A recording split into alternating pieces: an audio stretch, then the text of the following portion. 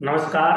स्वागत है आपका वंश स्मार्ट क्लासेस के यूट्यूब चैनल पर। मैं हूं सीएमए महेंद्र सैनी और आज का हमारा प्रोग्राम है टॉक विद एक्सपर्ट के साथ और टॉपिक हमारा फूड आइटम पर भी जीएसटी लग चुका है। इसी के लिए हमारे आज के जो गेस्ट है वो है CMA PR Jat sir.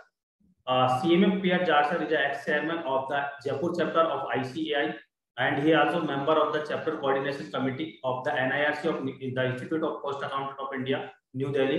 Sir also is a practicing cost accountant in Jaipur and he is also expert in internal audit in power sector companies and he is also registered valuer.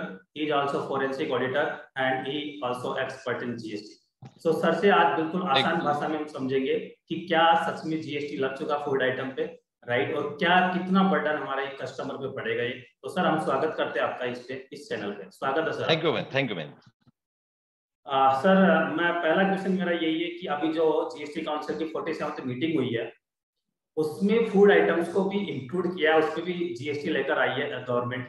तो थोड़ा सा पहले इस पर focus डालिए फिर हम आगे बढ़ते हैं कि क्या सच में ये है और क्या स्कोप आया इस चीज में, प्लीज। देखिए, ये आपका जो क्वेश्चन है ये बिल्कुल सही है, लेकिन मैं एक चीज मैं इसमें बताना चाह रहा हूं कि ये जो 47th जीएसटी काउंसिल की जो मीटिंग है ये बड़ी इंपॉर्टेंट मीटिंग है।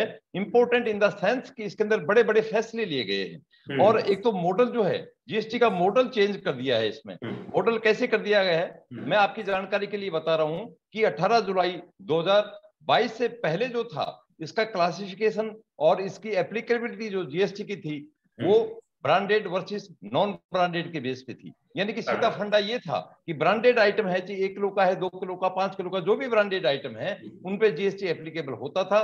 जो ब्रांडेड आइटम नहीं है, चाहे कहीं पर भी विक्रय हो, ब्रांडेड नहीं है, यानी कि ब्रांड का नाम नहीं है, सिंपल 2 kg राइस और ये उसका नाम लिख दिया तो वो ब्रांडेड नहीं है, तो उस पर जीएसटी नहीं लगता था। लेकिन अब जो मॉडल जो है ये मॉडल चेंज कर दिया गया है, इसको टोटली रिजेक्ट कर दिया है पुराने मॉडल को।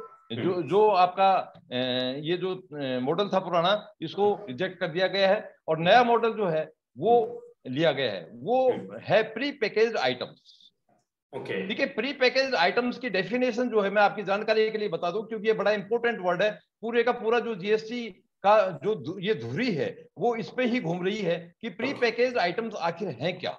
तो प्री पैकेज्ड आइटम की जो डेफिनेशन है, जो अपना लीगल मेट्रोलॉजी एक्ट 2009 है, ये एक्ट है और इसमें ये इसको डिफाइन किया गया है। इसके लिए मैं ब्रीफली बताना चाहूंगा कि ये जो एक्ट है ब्रीफली ये मेजरमेंट को कंट्रोल करता है, मेजरमेंट की क्वांटिटी को। कि आप 10 किलो रखते हो तो आप 10 किलो वेट करके उसमें लिखेंगे, 25 किलो है तो 25 किलो लिखेंगे, उसको जो है डिफाइन करता है। तो प्री पैकेज का मतलब ये है कि अगर आप उसको, उसके वेट को, उसके वॉल्यूम को, नंबर ऑफ क्वांटिटीज को और साथ में उसको प्राइस भी मेंशन कर देते हैं और उसके बाद उसको पैकेज कर देते हैं, then it is defined as pre packaged item. तो अब ये जो क्रक्स है इस 47th मीटिंग का, जो सबसे इंपॉर्टेंट जो फैसला है, निर्णय है, डिसीजन है, वो ये है कि वो आइटम जो प्री पैकेज्ड हैं, जो पहले से पैक किए हुए हैं, यानी कि ग्राहक के सामने पैक नहीं हुए हैं बल्कि पहले से ही पैक किए हुए, तो उन पे जीएसटी एप्लीकेबल होगा।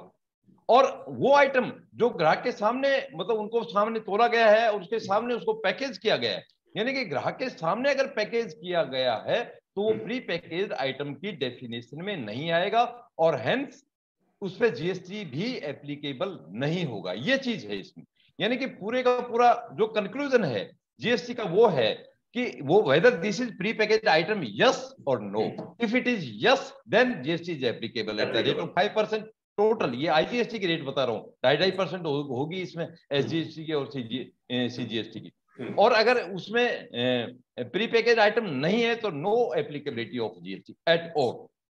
ओके, तो sir whatever I understood so far, आप बोल रहे हैं कि प्री पैकेड आइटम पे जीएसटी लगेगा, उसकी रेट है 2.5 टोटल 5% है। और आपने ये भी बताया कि अगर दुकानदार ने पहले छोटे छोटे पैकेट में खुले में रख रखा है और अगर कस्टमर जब आता है और उसको पैक करके उसी टाइम पे उसके सामने देता है तो वो प्री पैकेड आइटम नहीं माने जाएंगे, अगर नहीं है तो उस पर जीएसटी भी एप्लीकेबल नहीं होगा, राइट?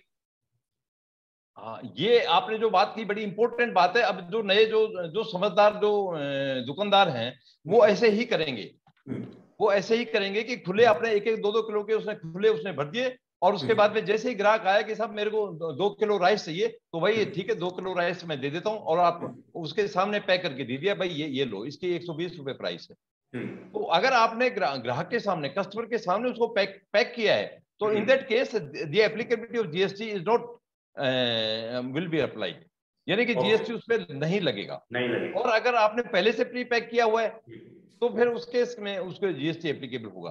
तो ये जो आपका जो पॉइंट है, ये टैक्स प्लानिंग के हिसाब से सही है कि अब जो समझदार दुकानदार वो क्या करेंगे कि वो उसको अपना टाइम बचाने के लिए उसको छोटे छोटे पैकेट्स में खुले में रख देंगे, लेकिन पैकेट को जो पैक करेंगे ग्राहक के सामने, तो ग्राहक के सामने पैक करेंगे तो प्री पैकेज आइटम्स की डेफिनेशन में नहीं आएगा, और इसलिए उसमें जीएसटी भी एप्लीकेबल नहीं होगा। गुड, ये पॉइंट समझ में आ गई, बट मेरे जहन में आ रही है कि सर इसका मतलब जीएसटी की ये मंशा, सॉरी गवर्नमेंट की ये मंशा होगी कि ये जो बड़े बड़े मॉल्स है इनको भी शायद जीएसटी के दायरे में लाना चाहती होगी। और ये जो सर जो छोटे दुकानदार होते हैं ये क्या करते हैं, जैसे बोरी लेके आ गए, शक्कर की बात करें तो ये 1 क्विंटल की बोरी लेकर आ गए, राइट, और ये अपनी दुकान में छोटे छोटे पैकेट करके अगर ये सेल करता है तो क्या उस पर भी जीएसटी लगेगा? गवर्नमेंट का यही मंशा है इस चीज में? देखिए इसके अंदर जो है मनसा तो देखो गवर्नमेंट की जो वही है कि भाई जीएसटी लगना चाहिए, लेकिन जो इसके अंदर मॉल्स का ब्रांडेड का वो कंसेप्ट टोटली खत्म हो गया है। जी, अगर मॉल्स भी मान लो नॉन ब्रांडेड आइटम्स को सेल कर रहा है, प्री पैक्ड है, तो उसमें जीएसटी लगेगा। छोटा दुकानदार है या प्रोविजनल स्टोर है, वो भी अगर मान लो उसको जो प्री पैक्ड है, पहले से अगर पैक किया हुआ है उसको सेल कर रहा है, तो उसके अंदर जीएसटी लगेगा।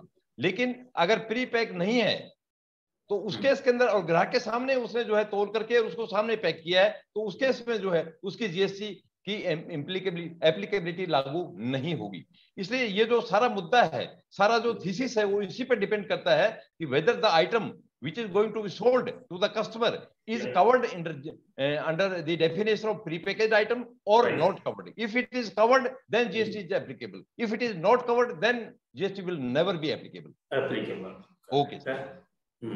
तो सर आपके अकॉर्डिंग मैं आपसे पूछना चाहूंगा, आपकी क्या राय है कि गवर्नमेंट की मंशा क्या है, ऑब्जेक्टिव क्या है इस फूड आइटम को इंक्लूड करना जीएसटी में? इससे आपको नहीं लगा कि इसमें ये छोटे जो अपने कस्टमर होते हैं इन पे भार ज्यादा पड़ेगा? देखिए सर, इसमें ऐसा है, जो आपकी बात है वो सही नहीं है। इसके पीछे जो मंशा जो रखी गई है गवर्नमेंट ने, जो अपने जीएसटी काउंसिल ने मंशा इसके पीछे ये थी कि जो बड़े बड़े मॉल्स हैं वहां पर भी सर 90% आइटम ऐसे थे जो बिना ब्रांड के बिक रहे थे, नॉन ब्रांडेड। हालांकि आइटम वो क्वालिटी के थे, उनको आप हम पहचानते हैं, लेकिन वो रजिस्टर्ड नहीं थे ब्रांडेड में। एक आपको आपकी जानकारी के लिए बता दूं, एक जो है ना एक एक्ट होता है, उस एक्ट में उसको पहले रजिस्ट्रेशन करवाना पड़ता है, ट्रेडमार्क एक्ट। तो ट्रेडमार्क एक्ट में रजिस्टर अगर करवा लेते हैं अपन किसी पर्टिकुलर आइटम को, तो उसमें उसके पैकेट पे आपने देखा होगा आर घोड़े में आ जाता है लिखा हुआ। तो इस तरह के जो केसेस हैं, यानी कि उसमें डेफिनेशन ये ब्रांडेड की यही थी कि अगर आर है, रजिस्टर्ड है इसमें, तो भी उसमें जो है वो ब्रांडेड की डेफिनेशन में आएगा।